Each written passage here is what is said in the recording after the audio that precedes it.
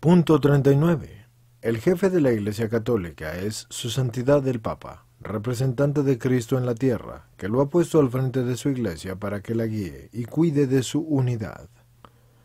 Punto 39.1.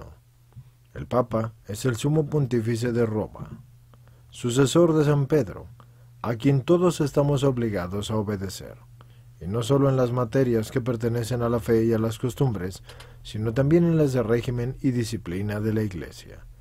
La Iglesia afirma que el Papa es el sucesor de San Pedro, y el mismo Pablo VI dijo ante millares de personas en Bombay: ¿quién es este peregrino? El siervo y mensajero de Jesucristo, puesto por la divina providencia a la cabeza de su Iglesia, como sucesor de San Pedro, príncipe de los apóstoles. Es maestro infalible porque cuando habla como jefe de la Iglesia Universal, ejerciendo el supremo grado de su autoridad y define como obligatorias verdades de fe y moral, no se puede equivocar. Infalibilidad es la preservación del error, y eso es fruto de la asistencia divina, con todo lo que conlleva. Su fundamento es la misma asistencia de Dios. En Dios se encuentra toda la verdad, y Dios no miente. Él ha querido dar a su Iglesia este don de permanecer en la verdad. Si el Papa pudiese equivocarse al enseñar lo que es obligatorio creer o hacer para salvarse, nos desorientaría en el camino de la salvación, y Dios, que nos manda obedecer al Papa, sería el culpable de nuestra condenación. Y esto es absurdo, y luego se comprende que el Papa tiene que ser infalible cuando señala el camino de la salvación. Esta asistencia espiritual la prometió Jesucristo cuando dijo: «Yo estaré con ustedes hasta el final de los tiempos. Las puertas del infierno no prevalecerán contra mi Iglesia».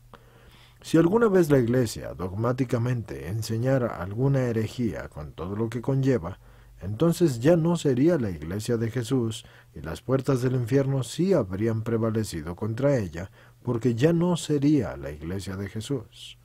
Y por eso no es posible que la Iglesia, que sí es la Iglesia de Jesús, enseñe dogmas erróneos. Si lo hace, las puertas del infierno sí habrán prevalecido contra ella, porque no será la Iglesia de Jesús. La infalibilidad del Papa es un dogma de fe. Dice el Concilio Vaticano I, definimos ser dogma divinamente revelado, que el romano pontífice, cuando habla ex cátedra, y esto es, cuando cumpliendo su cargo de pastor y maestro de todos los cristianos, define con su suprema autoridad apostólica que una doctrina sobre la fe y las costumbres debe ser sostenida por la Iglesia Universal con todo lo que conlleva, goza de aquella infalibilidad que el Redentor Divino quiso que estuviera en su Iglesia. La categoría de ex cátedra se manifiesta con las palabras: proclamamos y definimos que. La infalibilidad del Papa ha sido definida como un dogma de fe en 1870, y desde entonces ha habido 10 papas: Pío IX, León XIII, Pío X, Benedicto XV, Pío XI, Pío XII, Juan XXIII, Pablo VI, Juan Pablo I y Juan Pablo II. En todo este tiempo, solo ha sido definido como dogma la Asunción en 1950 por Pío XII, y esta verdad estaba en la fe de la Iglesia desde el siglo VII. Para comprender este dogma, conviene tener presente, en primera instancia, sujeto. Así pues, sujeto de la infalibilidad es todo papa legítimo, en su calidad de sucesor de Pedro, y no de otras personas u organismos a quienes el Papa le confiere parte de su autoridad magisterial. El ejemplo, las congregaciones pontificias. Como pueden ver, estimados escuchantes, o más bien escuchar, estamos escuchando la parte de la Iglesia referente a la infalibilidad del Papa.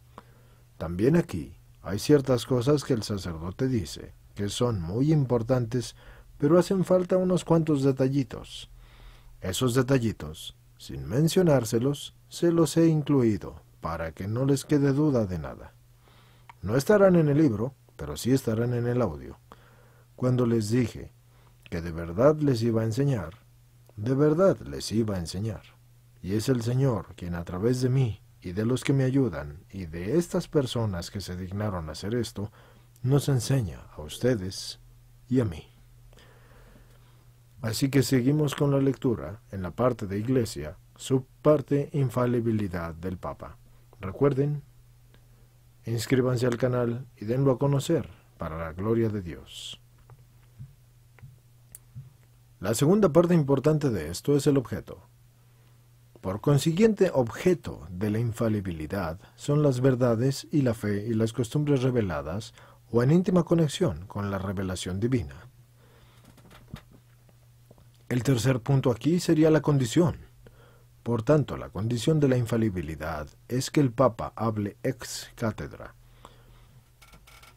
El primer inciso sobre la condición, que es que el Papa hable ex cátedra, y el hecho de la infalibilidad, es que hable como un pastor y maestro de todos los fieles, haciendo uso de su suprema autoridad.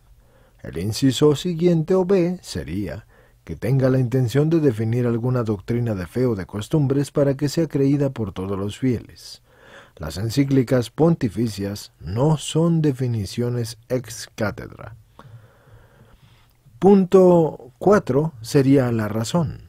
Esta razón es la razón de la infalibilidad, porque es la asistencia sobrenatural del Espíritu Santo que preserva al Supremo Maestro de la Iglesia de todo error.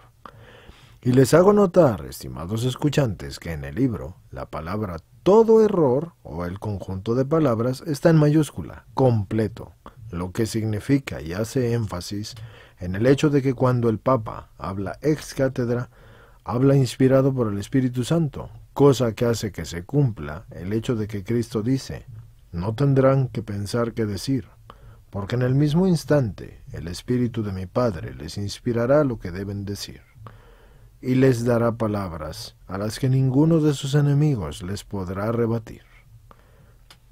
Punto 5. Consecuencia.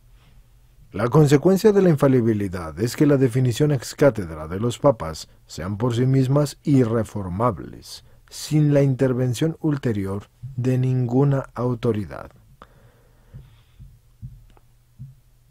Para salvarse, es necesario creer y aceptar toda la doctrina de Jesucristo.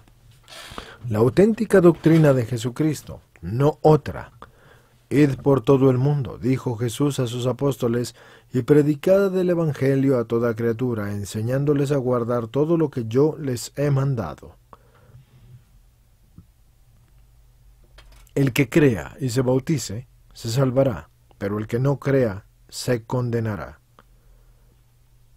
Esto supone la garantía de que los que transmiten las enseñanzas de Jesucristo no se van a equivocar. Si la Iglesia no fuera infalible, Dios obligaría a los hombres a aceptar el error bajo la pena de una condenación eterna. Y esto es absurdo. Si Él nos obliga a creer lo que la Iglesia nos enseña, es porque se compromete a que siempre va a enseñar la verdad, porque Él dice, yo estaré con ustedes hasta el fin de los tiempos. Ahora bien, ¿qué garantías podemos tener nosotros a la distancia de 20 siglos y a través de tantas teorías, y además contando, y de tantas opiniones humanas, de que la doctrina que nos enseña la Iglesia hoy es la auténtica doctrina de Jesucristo? ¿Qué garantías podemos tener de eso? ¿Cómo se conservará ese tesoro sin los guardianes autorizados? ¿Cómo guardar incontaminada esa norma de vida destinada a todos los pueblos y a todos los tiempos? Su destino, a la humanidad entera, hace indispensable la fundación de un magisterio y jerarquía en la Iglesia. Jesucristo es el fundador de la Iglesia, y si quiso hacer efectivamente una Iglesia que llevara su mensaje a todos los tiempos y a todos los hombres, no tuvo más remedio que dotarla de un control adecuado que impidiera absolutamente el que su doctrina fuera deformada a través de los siglos. Este control es una especial asistencia del Espíritu Santo con la que impide absolutamente el error en su Iglesia, en lo que se refiere a la determinación de la auténtica doctrina revelada. Le dice Jesucristo a Pedro, yo he rogado por ti, para que tu fe no desfallezca. y tú confirma a tus hermanos. El Papa es infalible cuando determina o declara ex cátedra la auténtica doctrina revelada.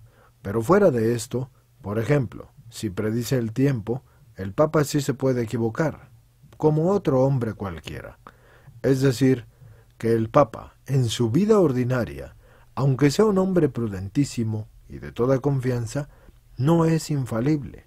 La infalibilidad está reservada a ciertas enseñanzas hechas con una solemnidad especial, de un modo definitivo que teológicamente se llama ex cátedra, en la que se expresa su voluntad de obligar a toda la Iglesia a creer la verdad por él definida. Y esto no significa que el Papa pueda sacarse los dogmas de su bolsillo o de su manga, porque sólo puede definir aquello que se encuentra en la Sagrada Escritura o en la tradición. Con todo, al Papa hay que obedecerlo siempre, aun en las cosas en las que no es infalible. Es lo mismo que los hijos tienen que obedecer a sus padres, aunque éstos no sean infalibles. El magisterio de la Iglesia hay que aceptarlo, incluso en lo no infalible, con religiosa sumisión más que por los argumentos en que se apoye, y por la autoridad que Cristo le dio a su Iglesia para señalar el camino que nos lleva al reino de los cielos. Esta religiosa sumisión de la voluntad y del entendimiento se debe al magisterio auténtico del Romano Pontífice, de tal manera que se reconozca con reverencia su magisterio supremo, aunque no hable ex cátedra, y con sinceridad se adhiera al parecer expresado por él según el deseo que haya manifestado él mismo, como puede descubrirse ya sea por la índole del documento o por la insistencia con que se repite una misma doctrina, o ya sea también por las fórmulas empleadas. Un teólogo podría discrepar y seguir investigando, pero no desacreditar públicamente a la Iglesia, sino manteniendo un silencio obsequioso. Para atacar la infalibilidad de la Iglesia, se suele aducir la condenación de Galileo, y se ha escrito mucho sobre el caso Galileo, y por desgracia a veces mezclando verdades con mentiras. En primer lugar, conviene tener en cuenta que todos somos hijos de nuestro tiempo. En la Edad Media se moría la gente por enfermedades de las que hoy no se muere nadie. El derecho romano admitía la esclavitud, y hoy se rechaza en el mundo entero. La humanidad progresa en sus conocimientos técnicos y antropológicos. Es ridículo pretender que la Iglesia de la Edad Media pensara como hoy en los temas que no son dogmáticos. El geocentrismo era el modo de pensar de aquel tiempo, y con todo conviene advertir que la condenación de Galileo fue obra de una congregación romana, pero no del Papa en definición ex cátedra, que es la única infalible. Aparte de esto, la Iglesia en aquel momento juzgó a Galileo como los mejores astrónomos de su tiempo. Todos los que estudian los argumentos de Galileo, que vivió de 1564 a 1642, afirman que él no probaba su hipótesis y por eso no convenció a Tycho Brahe.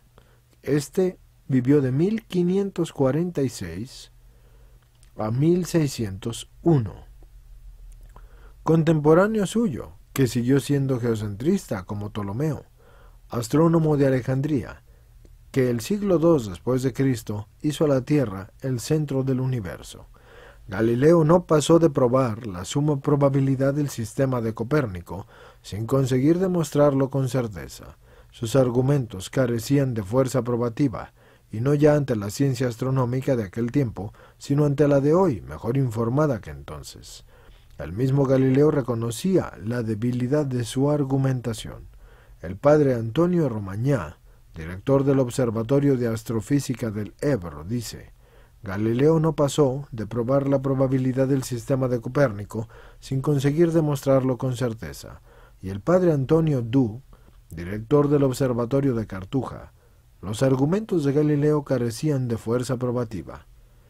Galileo tuvo la intuición de interpretar los textos bíblicos, no literalmente como los teólogos de su tiempo, sino como hoy los interpretamos, sin saber él nada de los géneros literarios. En resumen, que, como dice Walter Brandmüller, se dio la extraña paradoja de que los teólogos de entonces no supieron interpretar la Biblia, y Galileo, sin conocer los géneros literarios de la Biblia como los teólogos de hoy, acertó al afirmar que el heliocentrismo era compatible con la Biblia, aunque no lo probó científicamente. Por eso su contemporáneo, el astrónomo Tycho Brahe, siguió siendo geocentrista. Galileo se equivocó en el campo de la ciencia y los eclesiásticos en el campo de la teología. Como científico, no demostró su hipótesis, por eso no convenció a los astrónomos de su tiempo. En cambio, tuvo la intuición de interpretar la Biblia mejor que los teólogos de su tiempo, que no conocían los géneros literarios, y él se les adelantó diciendo que la Biblia no había que entenderla siempre al pie de la letra. Los teólogos de aquel tiempo entendían la parada del sol por Josué como si el sol diera vueltas alrededor de la tierra, y Galileo decía, la Biblia no se equivoca, pero los que la interpretan sí pueden equivocarse, pues la Biblia habla de las cosas tal como se ven desde aquí. En la carta a la gran duquesa Cristina le dice que la Biblia no hay que entenderla en el sentido literal.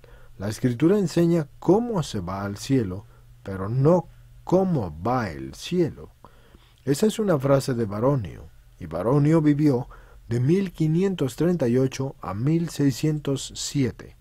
100 años después se aportaron más y mejores pruebas, y en 1741 el Papa Benedicto XIV autorizó la publicación de las obras de Galileo en favor de la teoría heliocéntrica, que entonces estaban prohibidas. Con todo, hay que advertir que Galileo no fue condenado por su teoría heliocéntrica, porque lo mismo dijo Copérnico 100 años antes, y la Iglesia no se metió con él. Es más, su obra fundamental, Las órbitas de los mundos celestes, que fue publicada en 1543, está dedicada al Papa Pablo III, pero Copérnico presentaba sus ideas solo como una hipótesis.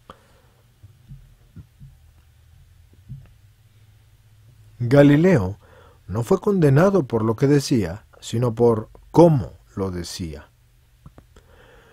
Si Galileo se hubiera limitado a exponer sus ideas de un modo hipotético pero no absoluto, como le pedía Belármino, entonces no hubiera tenido problemas. Galileo fue condenado por su insistencia en interpretar la Sagrada Escritura a su favor. Por eso le decía el santo cardenal Roberto Belármino, la Biblia no pretende enseñarnos cómo se mueve el cielo, sino cómo se va al cielo. Ante la insuficiencia de sus argumentaciones astronómicas, Galileo utilizaba también textos de la Sagrada Escritura, interpretándolos a su manera, para fundamentar su posición. Galileo quería demostrar que no había una contradicción entre las Sagradas Escrituras y sus descubrimientos. Interpretaba a su manera la Sagrada Escritura. La Iglesia le dijo que se limitara a presentar sus ideas como una hipótesis científica, pero él no quiso hacer caso. En mayo de 1615 le escribió a su amigo, Monseñor Piero Dini. Dice, se me ordena que no me meta en las Escrituras, pero no estaba dispuesto a ello. En el juicio, Galileo dijo, el señor cardenal Belármino me informó que la opinión de Copérnico se podía sostener de un modo hipotético, como el mismo Copérnico la había sostenido. Sin embargo, a Galileo le hicieron abjurar de su hipótesis heliocentrista, porque la mentalidad de sus contemporáneos la consideraba herética. El error de Galileo fue entrar en un campo que no era el suyo. Olvidaba que el tema de la interpretación de las Sagradas Escrituras era un tema reservado a los especialistas. Según el embajador de Toscana, Pedro Guicciardini, Galileo se mostró irascible, áspero, altanero y terco. Con las intemperancias de su lenguaje y de su carácter, se atrajo la enemistad de los hombres eminentes y se acarrió amarguras y sinsabores. Galileo fue un hombre testarudo y mal educado, como se advierte en su correspondencia con el cardenal Belármino. Con razón decía de él Kostler que Galileo tenía el raro don de crearse enemistades.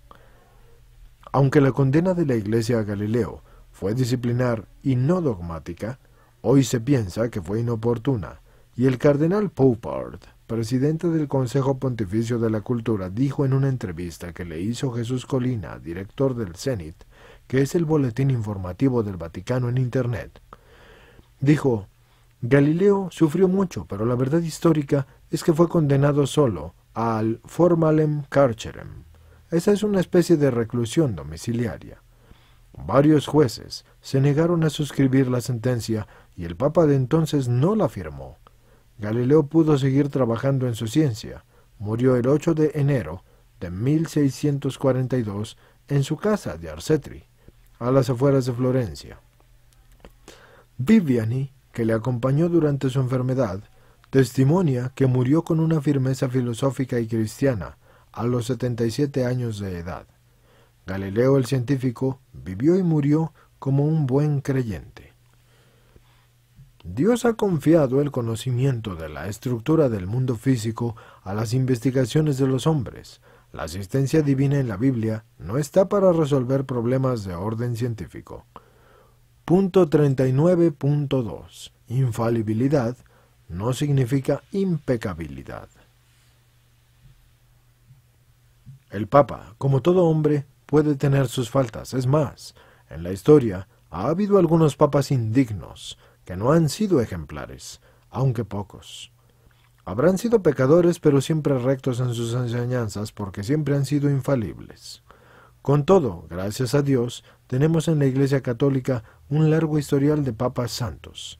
Se veneran en los altares 77 papas santos, y 31 murieron mártires. No hay tanta grandeza humana y tanta santidad en ninguna otra dinastía del mundo. ¿Qué valor le podemos dar a los que se fijan tan solo en los 3 o 4 papas que no hicieron honor a su puesto? Ludovico Pastor era un pastor protestante que leyó los archivos del Vaticano para escribir la historia de los papas.